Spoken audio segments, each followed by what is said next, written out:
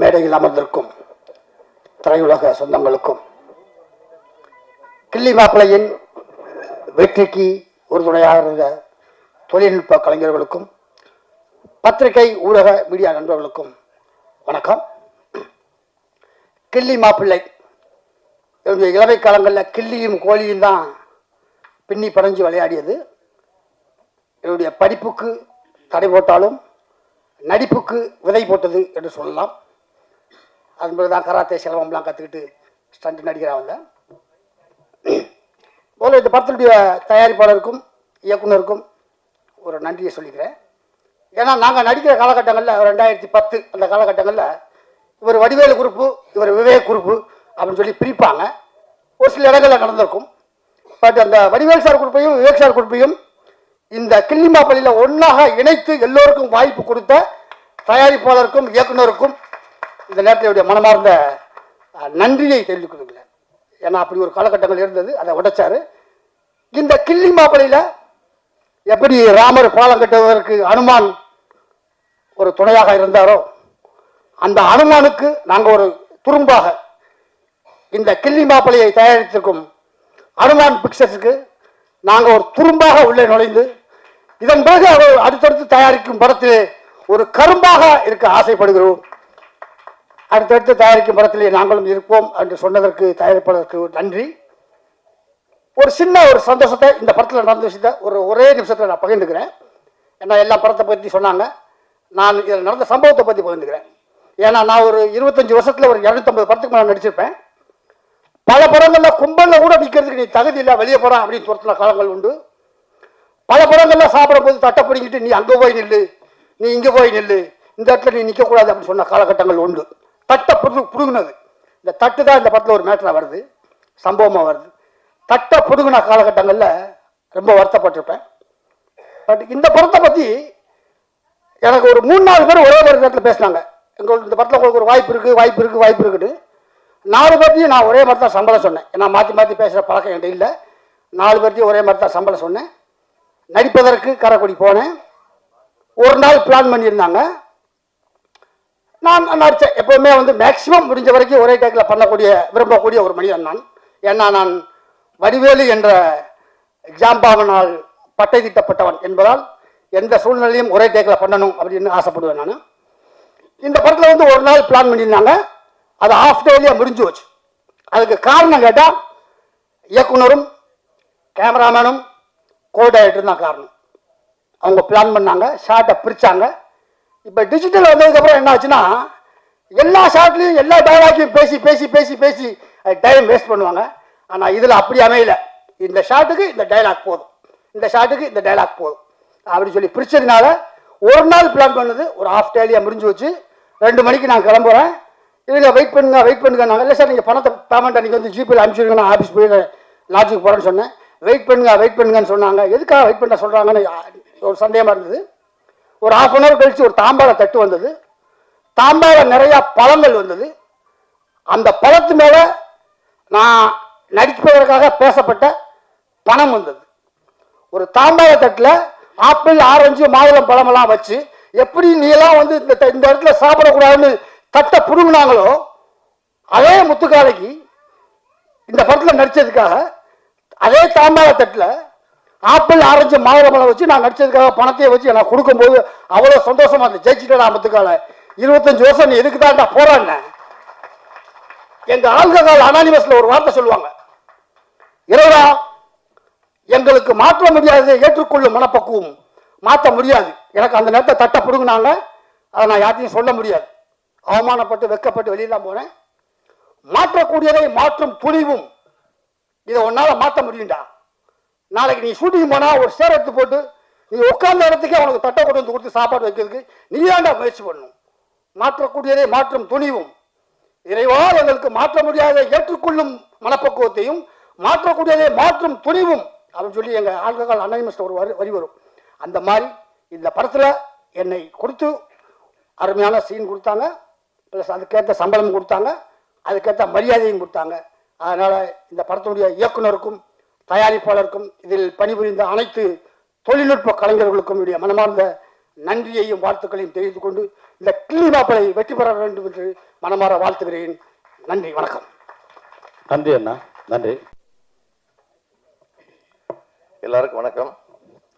பத்திரிகையாளர்களே, தொலைக்காட்சி தோழர்களே, இணையதள நண்பர்களே, புகைப்பட கலைஞர்களே, உங்கள் அனைவருக்கும் காலை வணக்கத்தை தெரிவித்துக் கொள்கிறேன். கில்லி மாப்பிள்ளை படம் டைட்டில் வந்த விஷயத்த சொன்னாங்க. விஜயோட கில்லி, ரஜினியோட மாப்பிள்ளை, அப்புறம் இப்போ தனுசு நடித்த மாப்பிள்ளை எல்லாம் சேர்த்து ஒரு வெற்றி படத்துக்கான அறிகுறி இருக்குது. இதே மாதிரி தான் 92ல் நாங்கள் ஒரு படம் பண்ணோம், ஆனந்தராஜா ஹீரோவை வச்சு. அப்போ அந்த படத்துக்கு போக்கிரி தம்பின்னு வச்சோம். அப்போ போக்கிரி ராஜா ரஜினி படம் ஃபேமஸ்ஸு, சின்னத்தம்பி பிரபு சார் படம் ஃபேமஸ்ஸு. அதில் தான் போக்கிரியும் தம்பின்னு தூக்கி போக்கிரி தம்பின்னு ஒரு படம் வச்சோம். அந்த நினைவு வந்துருச்சு. அதனால் இந்த படம் மிகப்பெரிய வெற்றி அடையணும். இங்கே தலைமை தாங்கி நடத்த வந்திருக்கும் கே. ராஜன் சார் அவர்கள் தயாரிப்பாளர், இயக்குனர், நடிகர், எழுத்தாளர், இன்றைக்கி விநியோக சங்க தலைவராக இருக்கிறாரு. அவர் வந்தது இந்த கில்லி மாப்பிள்ளைக்கு கிடைச்ச மிகப்பெரிய ஒரு வரவேற்பு.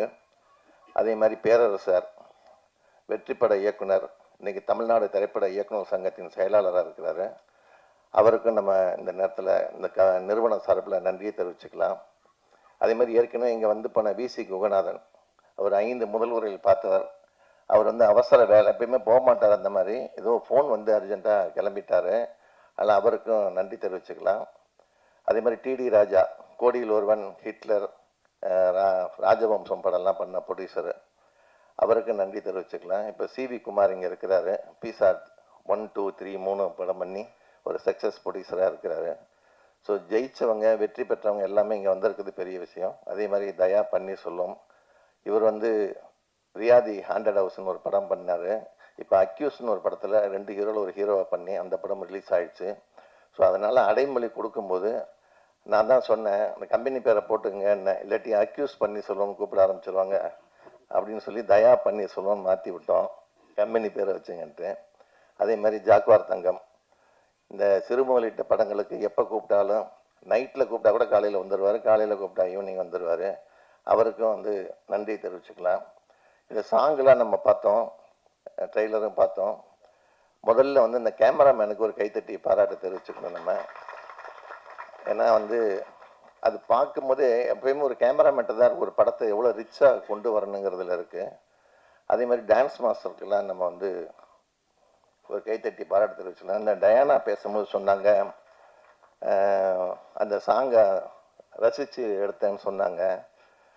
அப்புறம் தான் தெரிஞ்சு ஒருத்தர் பேசும்போது சொன்னார், ஹீரோயினியே சைட் அடிச்சிருக்காங்க, டான்ஸ் மாஸும் ரசித்து எடுத்தேன்னு சொன்னாங்க. ஸோ அந்த ஹீரோவுக்கு ரொம்ப பெரிய கொடுப்பனையாக இருக்குது. ஒரே சமயம் 2 பேர் ரசித்து அந்த பாட்டையும் கூட நடிச்சிருக்காங்க.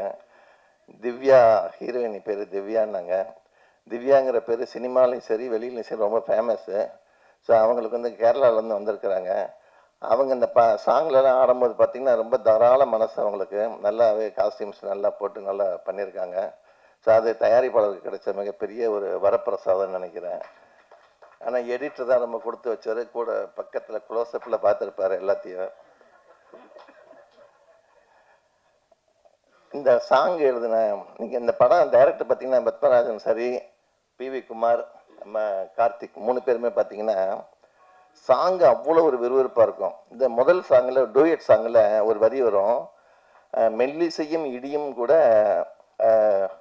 இடியும் மின்னலும் மெல்லிசையன்னு ஒரு வரி வரும். அது ரொம்ப நல்லா இருந்தது. அதுக்கப்புறம் அடுத்த சாங்கில் இந்த டயானா எடுத்த சாங்கில் பார்த்தீங்கன்னா ஒரு ஐட்ட சாங் மாதிரி தான் அது ஆக்சுவலாக. அதில் கருடா கருடான்னு நினைக்கிறேன் சாங்கு. அதில் வரவா தேன் தரவான்னு ஒரு வார்த்தை இருக்கும். ரொம்ப சுத்த தமிழில் எழுதியிருக்கிறாரு. அந்த தேன் என்னன்னு தெரியல, அது ஒன்று.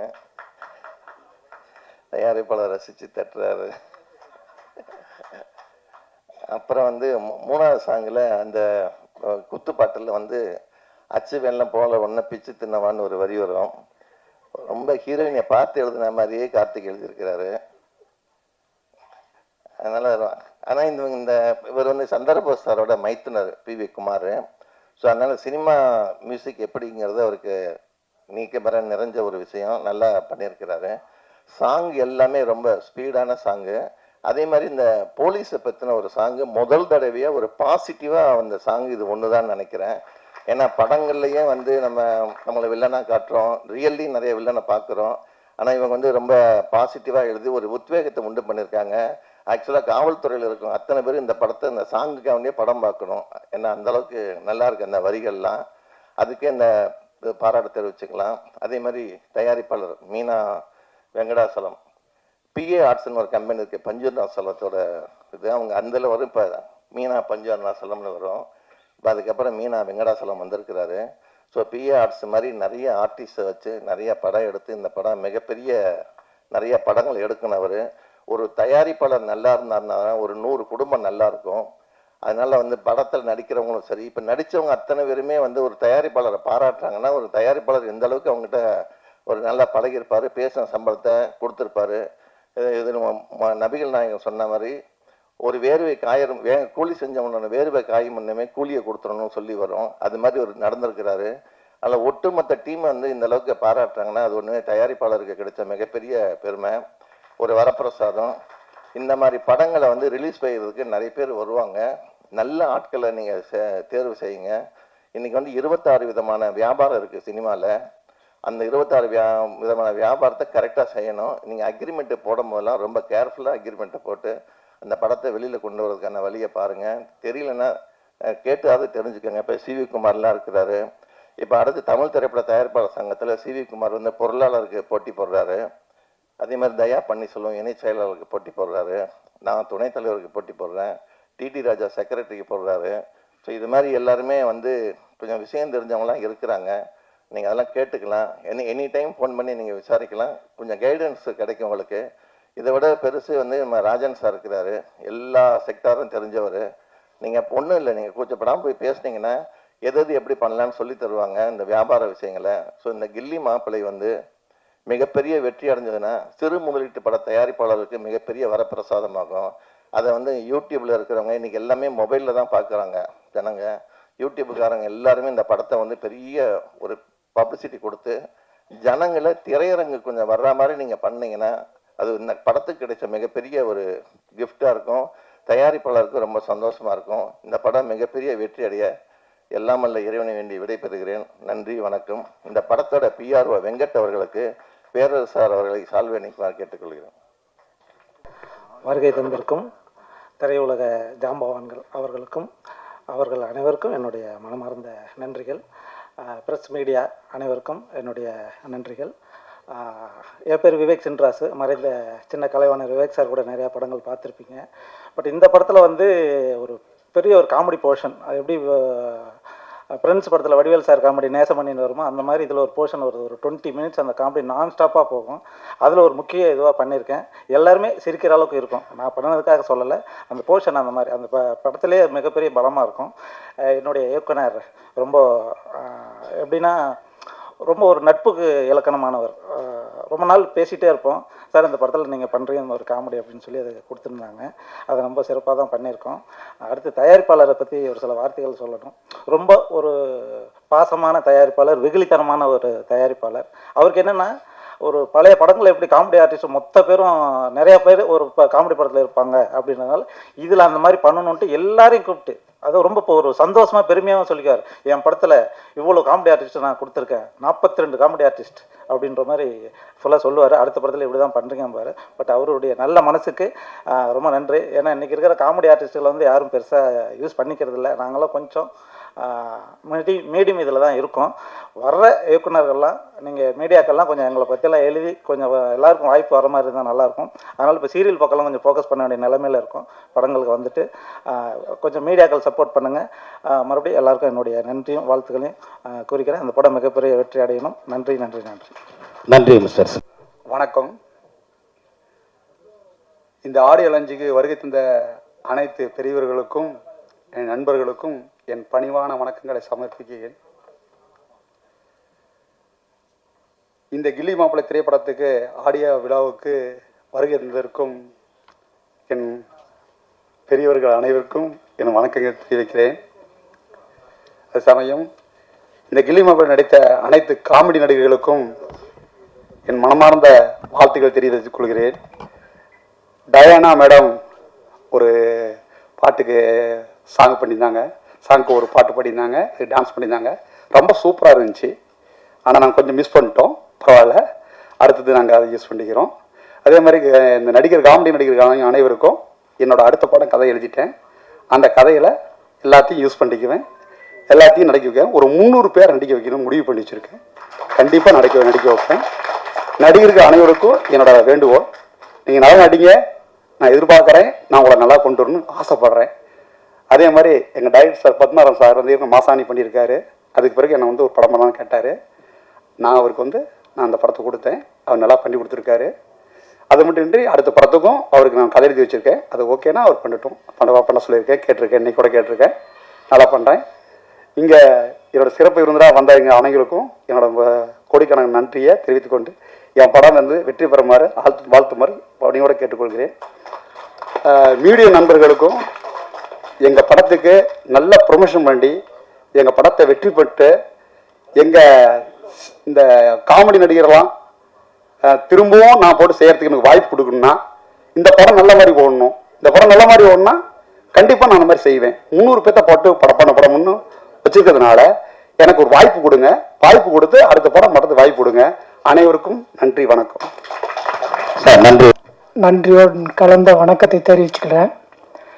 மாதா, பிதா, குரு, தெய்வம் இவர்களை வணங்கி இந்த மேடையில் அமர்ந்திருக்கக்கூடிய என்னுடைய முன்னோடிகள் அன்னார் திரு ராஜன் சார் அவர்களையும், பேரரசு சார் அவர்களையும், ஜாக்குவர் தங்கம் மாஸ்டர் அவர்களையும், விஜய் முரளி சார் அவர்களையும், மற்ற குமார் சார் அவர்களையும், மற்றும் KPN மகேஸ்வர் அவர்களையும், திரு பன்னீர்செல்வம் அவர்களையும் நான் ரொம்ப சிவி குமார் அவர்களையும்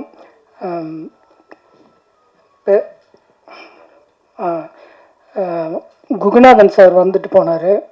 பட் அவர் ஒரு ஃபங்க்ஷனுக்காக போக வேண்டிய ஒரு கட்டாயத்தில் சார் விசி குகுநாதன் சார் இங்கே வந்துட்டு போனதே எனக்கு மிகப்பெரிய ஒரு பெருமை. எல்லாருக்கும் என்னுடைய பேரரசு சார் அவர்கள் போன வாட்டி ஒரு சின்ன ஒரு நிகழ்ச்சியில் நான் இங்கே இந்த இடத்துல சார்னு கூப்பிட்டேன். அதுக்கு அவர் ஒரு நகைச்சுவையாக ஒரு விஷயம் சார்னு சொல்லி, என்ன யார் இந்த சார் அப்படின்னு சொல்லிட்டு அண்ணன் இந்த மாதிரி ஒரு காமெடியாக அவர் பேசினார். அது மறக்கவே முடியாது அந்த அளவுக்கு. இந்த கில்லி மாப்பிள்ளை படத்தை பொறுத்த வரைக்கும் ஒரு நல்ல ஒரு கதை அம்சத்தோடு வெளிவரணும் அப்படின்னு சொல்லிட்டு புடிசர் சார் சொன்னார். நான் இதில் ஒரு சின்ன கருத்துக்களை நான் ஒரு 2-3 கருத்துக்களை சொன்னேன். இப்போ உறவுங்கிறது இப்போது சிதைஞ்சிட்டு இருக்கக்கூடிய காலம். இப்போது உறவுங்கிறத நாம் உள்ளங்கையில் வச்சு பாதுகாக்கணும். அது ஒரு சின்ன தப்பு பண்ணிடுச்சுன்னு சொல்லிட்டு நம்ம அதை உதாசீனப்படுத்தினோம்னா, அதை விலக்கி வச்சோம்னா, அந்த உறவுகள் நம்மளை விட்டு விலகி வெகு தூரம் அது தனி ட்ராக்கில் பயணப்பட்டு ஒரு அனாதைங்கிற சமுதாயத்தையே உருவாக்கிடும். அப்படி ஒரு சமுதாயம் உருவாக நாம் காரணமாக இருக்கக்கூடாது அப்படிங்கிறது தான் இந்த கதையினுடைய மையக்கரு. இதை நான் நகைச்சுவாக பண்ணணும் அப்படிங்கிறதுக்காக கிட்டத்தட்ட ஒரு 45க்கும் மேற்பட்ட நகைச்சுவை நடிகர்களை ஒரு சீன், 2 சீன், 3 சீன் அப்படின்னு சொல்லிட்டு பயன்படுத்தியிருக்கேன். ஹீரோ கார்த்திக் ரொம்ப அருமையாக பண்ணியிருக்காரு. அவரை நாங்கள் பூஜை போட்ட அன்னைக்கு தான் ஒரு கிளிப்பை பார்த்துட்டு நாங்கள் செலக்ட் பண்ணோம். அவங்க ரொம்ப ஒத்துழைப்பு பண்ணி ரொம்ப நல்லா சிறப்பாக பண்ணி கொடுத்தாரு. திவ்யா ரொம்ப அழகாக இந்த படத்தை பண்ணி கொடுத்தாங்க. என்னுடைய கேமராமேன் மூணாறு, காரைக்குடி, பொள்ளாச்சி, சேலம் அப்படின்னு சொல்லி அந்த லொக்கேஷன்ஸை அழகாக அவர் ஷூட் பண்ணி அதை ரொம்ப அழகுபடுத்தியிருக்காரு. அதே மாதிரி பாடலாசிரியர் கார்த்திக் சார் ரொம்ப அற்புதமான வரிகளை நேர்த்தியாக பண்ணியிருக்காரு, ரொம்ப ரசிக்கும்படியாக. நான் இப்போ இந்த நிகழ்ச்சியில் நான் குமார் சாரை பற்றி சொல்லணும். அவர் ஃபஸ்ட்டு பண்ணும்போது எனக்கு என்ன மாதிரியான ஒரு விஷயம் அப்படிங்கும்போது நான் சுச்சுவேஷனெல்லாம் அவர்கிட்ட சொன்னேன். அவர் என்ன பண்ணாருன்னா 3 டியூன், ஒரு பாட்டுக்கு 3 டியூன் அப்படின்னு சொல்லிட்டு இந்த 4 பாட்டுக்கும் நான் 12 டியூன் வந்து அவர் போட்டு வச்சு, சார் இந்த இந்த சுச்சுவேஷனுக்கு இந்த பாட்டு, இந்த சுச்சுவேஷனுக்கு இந்த பாட்டு அப்படின்னு சொல்லிட்டு 4ஐயும் எனக்கு ப்ளே பண்ணி காட்டினார். அதில் வந்து நான் இந்த டியூன்களை இப்போ கேட்ட அந்த டியூன்களை நான் வந்து செலக்ட் பண்ணி கொடுத்தேன். ரொம்ப சிறப்பாக ரெக்கார்ட் பண்ணி கொடுத்தாரு. அதை டான்ஸ் மாஸ்டர் மற்ற எல்லாருமே வந்துட்டு ஒத்துழைச்சி எனக்கு ரொம்ப அழகாக வந்து பண்ணி கொடுத்தாங்க. இதில் ஆர்ட் டைரக்டர் ரொம்ப நல்லா பண்ணி ஒர்க் பண்ணார். இங்கே இந்த படத்தை பொறுத்த வரைக்கும் இதில் ஒர்க் பண்ண கிட்டத்தட்ட ஒரு 60 கலைஞர்கள் எல்லாருமே வந்து ரொம்ப சிறப்பாக பண்ணியிருக்காங்க. ஒரு படம் உருவாகணும் அப்படின்னா ஒரு கதை எழுதுகிறோம், நம்ம மைண்டில் இருக்குது, மனசில் இருக்கிறது மைண்டில் இருக்குது, அதை வந்து பேப்பரில் கொண்டு வர்றோம், அதை வந்து ஸ்க்ரீனுக்கு கொண்டு வர்றது எவ்வளோ பெரிய ஒரு சிரமமான விஷயங்கிறது திரைத்துறையில் இருக்கக்கூடிய எல்லா இயக்குநர்களுக்கும் எல்லாருக்குமே தெரியும். இதில் என்னுடைய தனிப்பட்ட ஒரு விஷயம் அப்படிங்கிறத தாண்டி ஒரு 100 பேருனுடைய உழைப்பு தான் இந்த படத்தினுடைய முழு வடிவம். நான் அவங்களுக்கு எல்லாருக்குமே நான் வந்து நன்றி சொல்லிக்கிறேன். இந்த படத்தில் பேராசிரியர் ஞானசம்பந்தன் சார் அவர்கள் வந்து ஒரு அப்பா கேரக்டர் பண்ணியிருக்காரு, ரொம்ப அழகாக பண்ணியிருக்காரு. விஜய்சேகர் அம்மா பண்ணியிருக்காங்க. அவங்க ரொம்ப ரொம்ப அற்புதமான ஒரு நடிகை. ஒரு கல்யாண சீன் எடுத்தோம். அந்த கல்யாண சீன் எடுக்கும்போது அந்த மண்டபத்தில் இருந்த எல்லாருமே கண்ணு தண்ணி விட்டு அழுதாங்க. ஒரு ஷூட்டிங் எடுக்கும்போதே அவங்க வந்துட்டு அந்த ஃபீல் பண்ணாங்க அப்படின்னா எனக்கு நானே அந்த சீன் ரொம்ப நல்லா நம்மளுக்கு ஒர்க் அவுட் ஆகும் அப்படிங்கிறது அன்றைக்கி நான் ஃபீல் பண்ணேன். அதே போல் இந்த படத்தை நான் வந்து முதல்ல பார்த்துட்டு ஒரு ஸ்க்ரீன் பண்ணுறதுக்காக நான் எங்கள் ஹோம் தேட்டரில் எங்கள் வீட்டில் நான் வந்து போட்டு காட்டுறதுக்காக ஒரு 15-20 பேரை நான் செலக்ட் பண்ணேன். இதில் யார் அப்படின்னா ஒரு இந்த கூலி வேலை செய்கிற இந்த படத்தில் கூட எல்லோரும் நடிச்சிருப்பாங்க. ஒரு ஷாட்டில் வரும், அந்த ட்ரெய்லரில் பார்த்துருப்பீங்க. அந்த போராட்டத்தில் இந்த ஏரி வேலை செய்கிறவங்க அப்படின்னு சொல்லுவாங்க, இந்த அரசு வேலை திட்டத்தில், அந்த மாதிரி நபர்கள். அதுக்கப்புறம் நெசவு தொழிலாளர்கள், நான் நெசவு தொழிலாளி என்னுடைய பேஸு. அதில் அந்த மாதிரி ஆட்கள், இந்த கட்டிட தொழிலாளிகள், இந்த மாதிரி ஒரு 15-18 பேரை வந்து எல்லாரையும் கூப்பிட்டு நான் எங்கள் வீட்டில் வந்து இந்த படத்தை வந்து போட்டு காட்டினேன். அதில் நான் என்ன பண்ணேன் அப்படின்னா, அவங்கள சொகுசாக இந்த மாதிரி ஒரு சீட்டில் உட்கார வச்சு நான் காட்டல. எல்லாரையும் அந்த சேர்ஸ் எல்லாம் ரிமூவ் பண்ணிவிட்டு கீழே உட்கார வச்சு நான் காட்டினேன். எல்லாருமே அந்த படத்தை பார்த்தாங்க. ஒரு இன்டர்வல் வரைக்கும் போச்சு. அதுக்கப்புறம் திரும்ப எல்லாருக்குமே டீ கொடுத்தேன். எல்லோரும் கொஞ்சம் ரிலாக்ஸ் பண்ணிவிட்டு உடனே வந்துட்டு அண்ணா போடுங்கண்ணா அப்படின்னாங்க. திரும்ப போட்டேன். படம் முடிஞ்சது. எல்லாருமே சொன்ன ஒரு வார்த்தை, ஆனால் நாங்கள் மாசாணி படம் பார்த்துருக்கோம் டிவியில் நிறைய முறை, அதை விட இது நல்லா இருக்குது அப்படின்னு சொன்னாங்க. எனக்கு ரொம்ப சந்தோஷமாக இருந்தது. அப்போவே நான் நினச்சேன், இது வந்து ஒரு மக்களுக்கான ஒரு நல்ல ஒரு விஷயத்தை நம்ம பண்ணியிருக்கோம் அப்படின்ட்டு. ஸோ இது எல்லாருக்கும் பிடிச்ச மாதிரியான ஒரு படத்தை பண்ணியிருக்கேன். மீடியா பீப்புள்ஸ் வந்து இதை வந்து நல்ல பெரிய லெவலில் நீங்கள் வந்துட்டு ஒரு ப்ரமோட் பண்ணி கொடுக்கணும், எல்லாரையும் நான் வந்து வேண்டி விரும்பி கேட்டுக்கிறேன். மற்றபடிக்கு இந்த படத்தினுடைய தயாரிப்பாளர் மீனா வெங்கடாஜலம் அவர்களுக்கும் சமுத்திரம் அவர்களுக்கும் நான் ரொம்ப நன்றி சொல்லியிருக்கேன். அவங்க வந்து ஒரு பெரிய ஒரு வசதி படைத்தவர்கள் கிடையாது. ஒரு சாதாரண ஒரு கட்டிட தொழிலாளியாக அவர் வந்து தன்னுடைய வாழ்க்கையை ஆரம்பித்து கொஞ்சம் கொஞ்சமாக ஒரு வீட்டை கட்டி விற்று அப்படி கொஞ்சம் கொஞ்சமாக சேர்த்தவர் அவர். அவர்கிட்ட நான் சொல்லும்போது சொன்னேன், ஆனால் படங்கிறது ஒரு பெரிய விஷயம், அது வந்து ரிட்டர்ன் வருமா வராதா தெரியாது அப்படின்னு சொன்னார். இல்லைங்க, சேலத்தில் மாடர்ன் தேட்டர்ஸ்ன்னு ஒன்று இருந்தது, இன்றைக்கி அது இல்லை. ஸோ நான் அந்த மாடர்ன் தேட்டர்ஸ் ரத்னா தேட்டர்ஸினுடைய அந்த கட்டட எலிவேஷனை நான் தான் பண்ணேன் நான் சின்ன வயசில். அப்படி இருக்கும்போது அந்த படத்தை வந்து நாம் யாருமே ரத்னா ஸ்டுடியோ எடுக்கலை, மாடர்ன் தேட்டர்ஸ் எடுக்கலை. எனக்கு வந்து ஒரு படம் எடுக்கணும்னு அப்போவே தோணிச்சு அந்த சின்ன வயசில். அது என் மனசுலேயே இருந்தது. அதனால் நான் வந்து இந்த படத்தை நான் எடுக்கிறேன், நீங்கள் நல்லா எடுத்து கொடுங்க அப்படிங்கிற மட்டும் சொன்னார். அவர் சொன்ன அந்த வார்த்தையை வந்து நான் வந்து ரொம்ப மனசில் ரொம்ப பெருசாக நினச்சி, எந்த பிரச்சனைகள் யார் எந்த வகையில் வந்தாலும், ஒரு லொக்கேஷனில் இருந்து எந்த விஷயங்களாக இருந்தாலும் எல்லாத்தையும் மெதுவாக சால்வ் பண்ணி அதை வந்து அழகாக கொண்டு வந்து இந்த படத்தை வந்து இன்றைக்கி ஸ்க்ரீன் பண்ணி காட்டியிருக்கேன். முடிசரு எல்லாம் பார்த்துருக்காங்க, ரொம்ப பாராட்டினாங்க. அவர் பெரிய படங்களை ஒப்பிட்டு என் படத்தை வந்துட்டு நல்லா நம்ம படம் நல்லா இருக்குன்னான்னு ஒரு புடிசர் சொல்லும்போது நான் அந்த இடத்துல நான் ஜெயிச்சிட்டேன். ஒரு இயக்குனராக நான் ஜெயிச்சிட்டேங்கிற ஃபீல் எனக்கு இருக்குது. இந்த படத்தை வந்து ஸ்க்ரீன் பண்ணும்போது நிச்சயமாக எல்லாரும் பாராட்டுவாங்கங்கிற நம்பிக்கை இருக்குது. எனக்கு இருக்கிற கவலை எல்லாமே என்னை ஜெயிக்க வச்ச அவரை வந்து ஜெயிக்கணும் இங்கே. அதுதான் இப்போ முக்கியமான விஷயமா எனக்கு தோணுது. நான் தங்கராஜ் அண்ணன் மேடையில் இருக்கார், அவர் மூலிமாவும் நான் சில பெரிய கம்பெனிகளில் வந்துட்டு ஒரு மிகப்பெரிய கம்பெனிக்கு வந்துட்டு நான் படம் காட்டியிருக்கேன். பட் அவங்க பார்த்துருக்காங்க. ஸோ அவங்க எனக்கு தேட்டர்ஸ் எல்லாம் வந்துட்டு ஒரு 70லேருந்து 100 தேட்டர் வரைக்கும் நான் போட்டு தரேன்னு ஒரு சின்ன ஒரு அஷூரன்ஸ் கொடுத்துருக்காங்க. அதுக்கான ஒரு முனைப்பான அந்த பணிகளை வந்து நான் வந்துட்டு முன்னெடுத்திருக்கேன். ஸோ அதுக்கு மிகப்பெரிய ஒத்துழைப்பு அவர் பண்ணியிருக்காரு. இந்த ஆடியோ லான்ச்சை வந்துட்டு எங்கள் ப்ரொடியூசர் வந்து பார்த்ததே இல்லை, ஒரு முறை கூட அவர் இங்கே வந்து பார்த்ததே கிடையாது. ஆனால் அவர் எப்படியோ என்ன பண்ணுறாங்களோ ஏது பண்ணுறாங்களோ அப்படின்னு நினச்சிருப்பாரு. இங்கே வந்து அவர் வந்து இந்த ஸ்க்ரீனு இதெல்லாம் பார்க்கும்போது அவருக்கு ரொம்ப சந்தோஷமாக என்னை கூப்பிட்டு தனியாக கை கொடுத்தாரு. ஆனால் உண்மையிலே சிறப்பாக பண்ணியிருக்கீங்கண்ணா அப்படின்ட்டு. இங்கே மேனேஜர்ஸு மற்ற எல்லாருமே எனக்கு ஒத்துழைச்சிருக்காங்க, பிஆர்ஓஸு எல்லாருமே வந்து எனக்கு ரொம்ப ஒத்துழைச்சிருக்காங்க. எல்லாருக்குமே நான் நன்றியை சொல்லிக்கிறேன். ரொம்ப நேரம் எடுத்துக்கிட்டேன், எல்லாரும் மன்னிச்சிருங்க. எல்லாரும் இந்த படத்தை வந்து வாழ்த்தணும்னு நான் விரும்பி கேட்டுக்கிறேன். மீடியா பீப்புள்ஸு இதை கொண்டு போய் சேர்த்தணும்னு சொல்லி எல்லாருக்கிட்டையும் நான் வந்து கையெடுத்து கும்பிட்டு கேட்டுக்கிறேன். நன்றி, வணக்கம். நன்றி சார். அடுத்ததாக அனைவருக்கும் வணக்கம். தமிழன் வென்றே தீர்வான். நம்ம ரேஞ்சு அவ்வளவுதான்.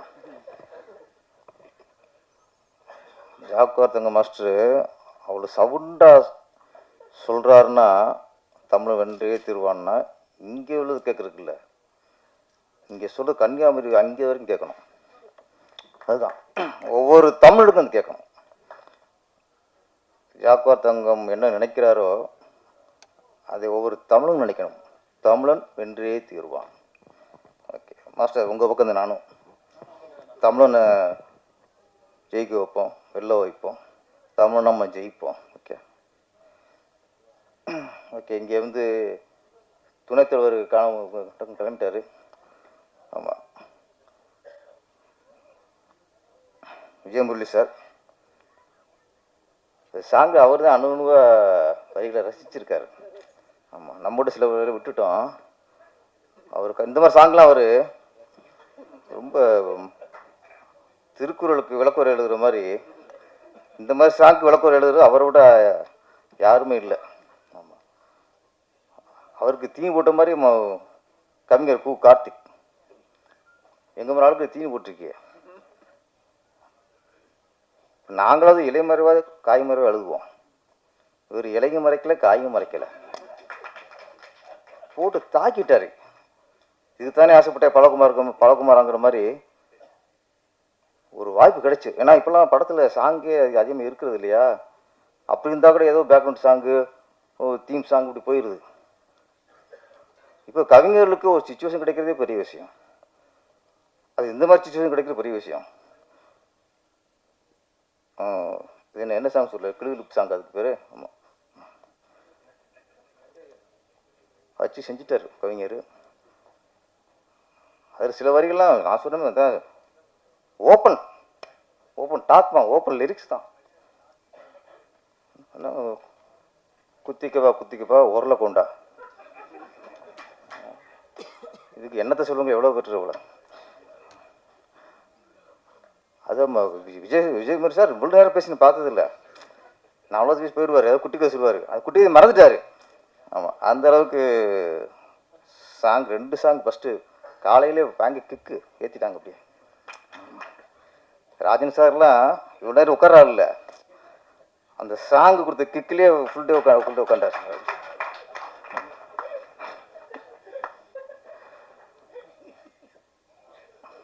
அப்புறம் கதாநாயகன் வந்து இப்போ இல்லை, இந்த மாதிரி கொஞ்சம் காலமாக ஒரு 20 வருஷமாக சொல்கிறேன். நான் பேர் படையாக ஆடினது இல்லை. இந்த 3ஆம் பேரில் கமல்ஹாசன் ஆடினார். பொன்மேனி உருகுதே, என்ன ஆசை பெருகுதே அப்படின்னாரு. அதுக்கப்புறம் என்ன படம் இல்லை, அதுக்கப்புறம் ஒரு ஹீரோ வந்து அப்படியே அவ்வளோ தைரியமாக அந்த உடம்பு இருக்கு அவருக்கு. ஒன்லி ஒரு பாசி மலை மட்டும் போட்டு ஒரு சாங் ஆடி இருக்காரு. கதாநாயகனால் ஈடு கொடுத்துருக்காங்க திவ்யா. ஆமாம், 2 சாங்கு. அப்புறம் இன்னொரு அது என்னது, வாழை மரத்துக்குள்ள என்ன பாட்டு, வாழை மர தோப்புக்குள்ள நீ வந்தா ஏதோ என்ன கிளிஷ். ஆமாம், ஏதோ வாழைமரமோ ஆலமரமோ தொங்கிட்டாங்க. ஆமாம், என்ன குத்து நாத மன்மதராசா மன்மதராசா. அதுக்கப்புறம் ஒரு குத்து, இந்த ஆட்டம் ஆடுறது பார்த்தோன்னா அந்த வாழைமர தோப்பு தான். வாழைமரமே பழுத்துருக்கு, நீ தோப்பே பழுத்துருக்கு. அந்த கூத்து ஹீரோவுக்கும் என்ன எனர்ஜி ஆடுறாங்க கதாநாயகி மேடம். சரியா முதல்ல ஆட்டம், அப்புறம் நடிப்பு, அப்புறம் வருவோம். முதல்ல ஆட்டம், ஏன்னா ஆடியோ ரிலீஸ் தானே, ஆடியோ லான்ச்சு. அவ்வளோ ஸ்பீடு, அவ்வளோ எனர்ஜி. ஹீரோ கார்த்திக் என்ன ஹீரோ பேர்? ஆமாம், கார்த்திக்னாலே கொஞ்சம் கிக்கு தான்.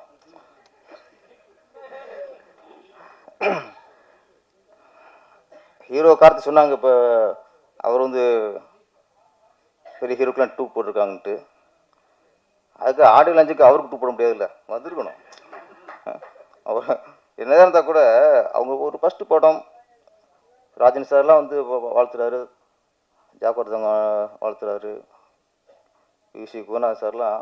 அவங்களாம் என்ன ஏஜ், அவங்களாம் வந்துட்டாங்க.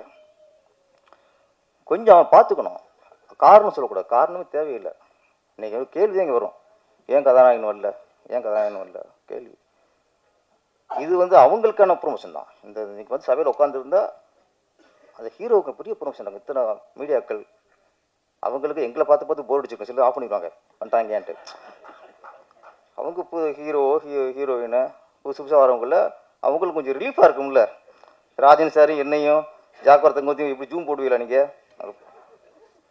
ஹீரோனிக்கு நான் பேசிக்கிறேன், அங்கே போயிடும். நான் பார்க்குறேன், சிலர் பார்ப்பேன், சில இதெல்லாம் நான் பேசிக்கிருப்பேன், அப்படியே பேனிங் பண்ணி ஹீரோயின் மூஞ்சில் வச்சுருவாங்க, அப்படி வச்சுருவாங்க. அது மாதிரி அவங்களுக்கு இதெல்லாம் ஒரு கதாநாயகத்துக்கான விழா. அது அவங்களுக்கு தான் இது ப்ளஸ்ஸு. ஒன்று டைரக்டரு, ப்ரொடியூசர்ஸு ஃபஸ்ட்டு டேட் சொல்லியிருக்கணும் அவங்கள்ட்ட. சொல்லி அவங்க கொஞ்சம் ரிலீவ் பண்ணிப்பாங்க. ஏன்னா அது ஹீரோ இல்லாத கொஞ்சம் குறையாக இருக்கும்.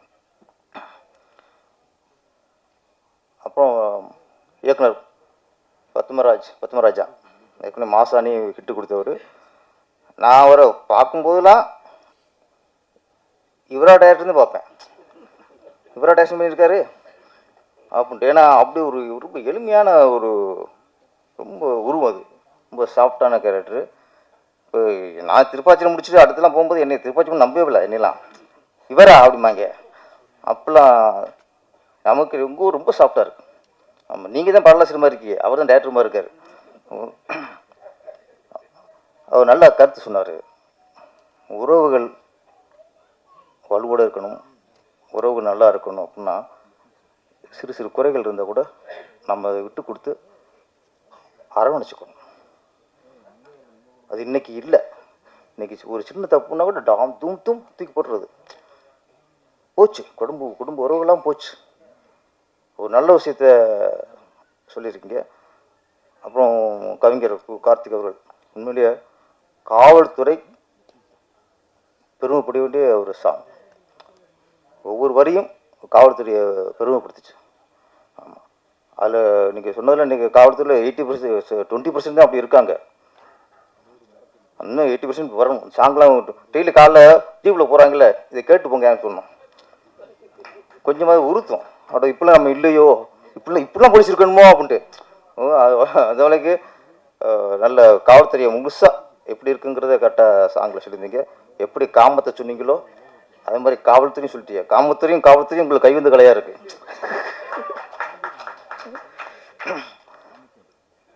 ப்ரொடியூசர் மீனா வெங்கடாச்சலம், உங்களை பார்த்தாலே எங்களுக்கு எனர்ஜி சார்.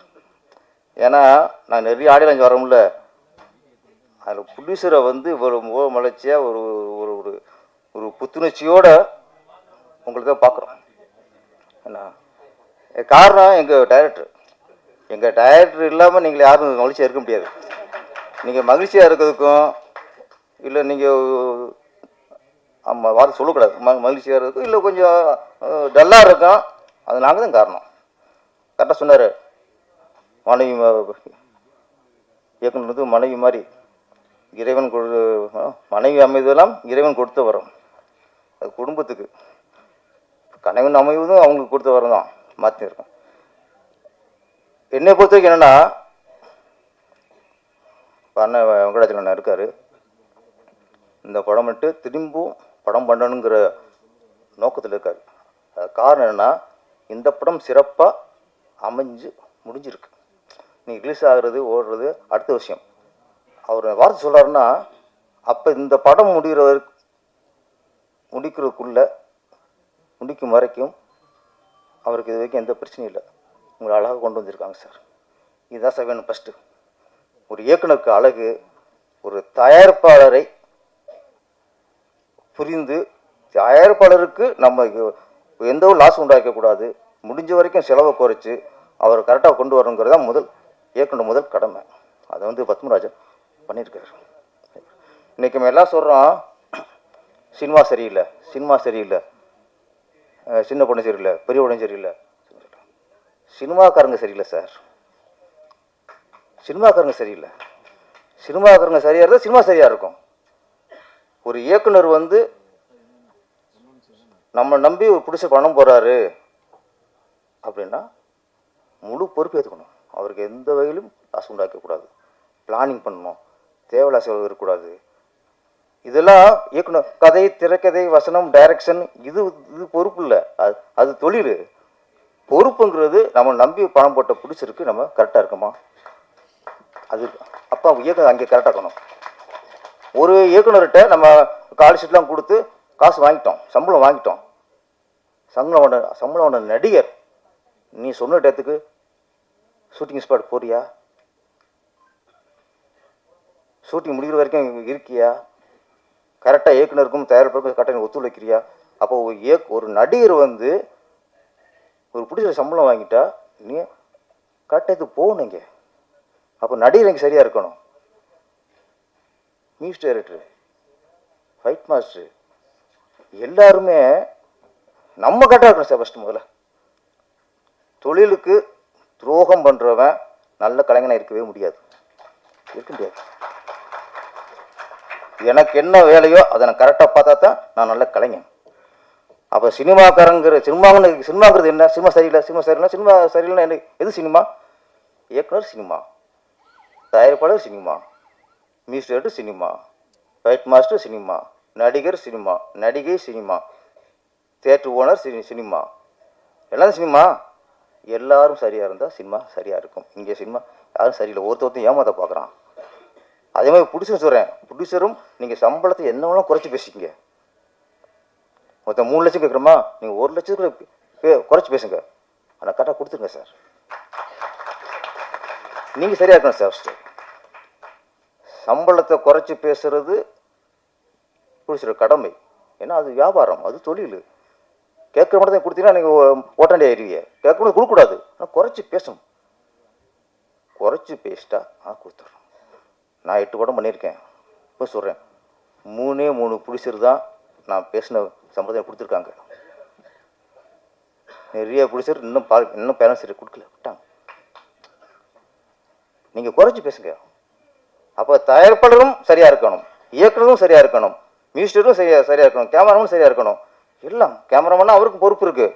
தேவையில்ல ரைட்டில் கொண்டு இறக்கக்கூடாது.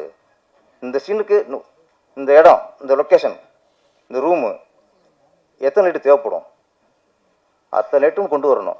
4 லைட்டு தேவைப்படுற இடத்துல நீ 10 லைட்டை இறக்காத, சினிமா கொண்ட துரோகம். அவன் பொதுவாக சினிமா சரியில்லை நம்ம சரியில்லை சார். அதான் சார் நான் சொல்கிற உண்மை, அதான் சார், நம்ம சரியில்லை சார். அதுக்கு நான் அன்றைக்கி ஒரு பேட்டி பார்த்தேன், Tiruppur Subramaniam sir theatre owner. பாவமாக இருந்துச்சு உண்மையிலேயே. தியேட்டரில் எப்படி பார்த்தவங்க அவங்களாம் கெஞ்சுறாங்க, இந்த ஓடிடியை ஒரு 4 வாரத்துக்கு 5 வாரம் தள்ளி வைங்கிறாங்க. எது சினிமாவுக்கு ப்ளஸ்ன்னு நினச்சோமோ ஓடிடி தளம், அது இன்னைக்கு மைனஸாக இருக்குது. ஏன்? ஒரு ஓடிடி தளத்தில் ஒரு படம் தேட்டர் ரிலீஸ் ஆகி அது வெற்றி அடைஞ்சிருந்துச்சுன்னா அது ஓடிடி தளத்தில் மக்கள் பார்க்கும்போது அந்த ஈர்ப்போட பார்ப்பாங்க. அதுக்கு ஒரு வேல்யூ இருக்குது. தேட்டர் ரிலீஸ் ஆகி ஓடின போட்டால் அதுக்கு ஒரு வேல்யூ இருக்குது. சரி, தேட்டரில் பார்க்கல, இங்கே பார்ப்போம் அப்படின்னு வேல்யூ இருக்குது. இப்போ ஓடிடி தளங்கிறது இன்றைக்கி பெரிய பிரச்சனையாக அன்றைக்கி செல்வம் சாரும் அதை பேசினார், சுப்ரமணியம் சாரும் நீங்கள் பேசுகிறாங்க. அடுத்து வர நிர்வாகம், தயாரிப்பாளர் சங்கத்துக்கு வர நிர்வாகம் வந்து தயவுசெய்து ஓடிடி பிரச்சனையை கொஞ்சம் பார்க்கணும் அதை. ஏன்னா அது சினிமாவில் தான் ஓடிடி தளம். இப்போ ஓடிடி தளத்தில் சினிமாங்கிற மாறி போச்சு. அது சினிமா சாப்பிட்டுக்கு இருக்கு. அப்போ இதுக்கெல்லாம் நம்ம இயக்குனர் சங்கம் சரி, தயாரிப்பாளர் சங்கம், பெப்சி எல்லாம் சேர்ந்து ஒரு முடிவு எடுக்கணும் சார். சினிமா வாழ வைக்கணும்னா நம்ம படம் ஓடலை அப்படிலாம் நம்ம குழப்பிட்டே போச்சுன்னா இப்படியே போயிட்டுருக்கோம். அதுக்கு தீர்வு வரணும்னா எல்லாரும் சேரணும். நான் ஒன்றே ஒன்று சொல்கிறேன், சினிமா தயாரிப்பாளர் சினிமாவை நேசிக்கணும், சினிமாவை லவ் பண்ணணும். நான் சினிமா தயாரிக்குங்கிறத அது ஒரு பெருமை அடிச்சு பண்ணணும். இந்த பிளாக் மணியை ஒயிட் ஆக்கிறதுக்கு படம் எடுக்கிறவன் ரியலைஸ்ட் பண்ணிவிட்டு ஒரு சைடு பிஸ்னஸாக சினிமா எடுக்கணும்னு சொல்கிற ஆளுக்கு இந்த மாதிரி அளவுக்குலாம் சினிமாவை எடுத்தாங்கன்னா சினிமா போச்சு. தயாரிப்பாளர் யார்? ஏஎம் சரவணன் தயாரிப்பாளர்.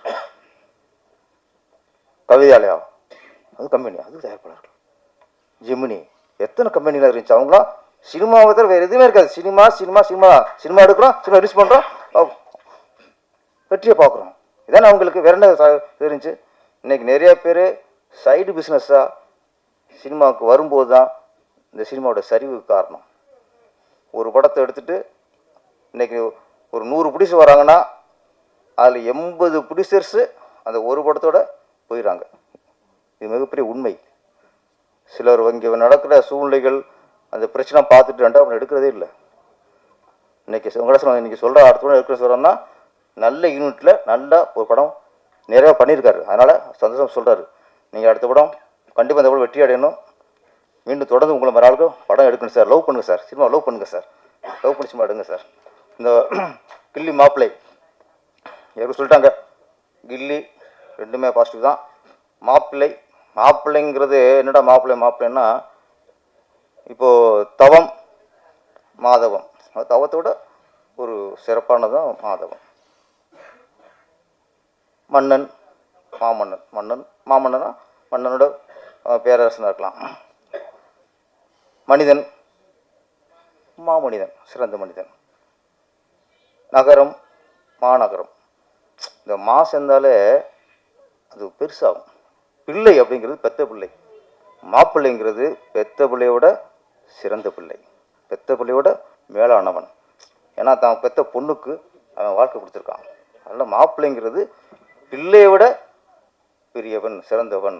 அதான் மாப்பிள்ளை. நிறைய தேடி வந்த மாப்பிள்ளை, ரஜினி நடித்த மாப்பிள்ளை, நிறைய மாப்பிள்ளை வந்திருக்கு. இப்போ கில்லி மாப்பிள்ளை வந்திருக்காரு. இந்த கில்லி மாப்பிள்ளை அந்த கில்லி மாதிரியே வெற்றி அடையணும், சொல்லி அடிக்கட்டும். நன்றி, வணக்கம். நன்றி சார். இவ்விழாவுக்கு